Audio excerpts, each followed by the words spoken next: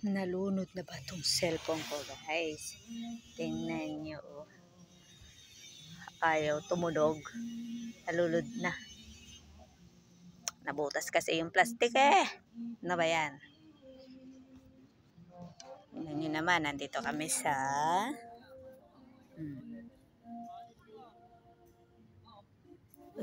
Isama dyan. Tangi, sa akin nakaharap to. Diba? Sa akin nga nakaharap to, diba? Nandito na tayo sa kainan. Habang kumakain sila, ako'y tapos na.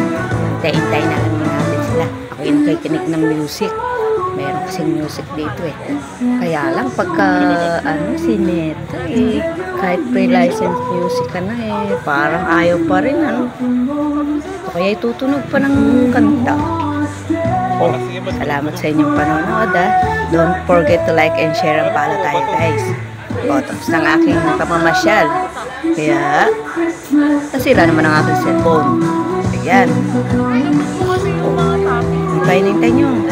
Like and share and follow na tayo.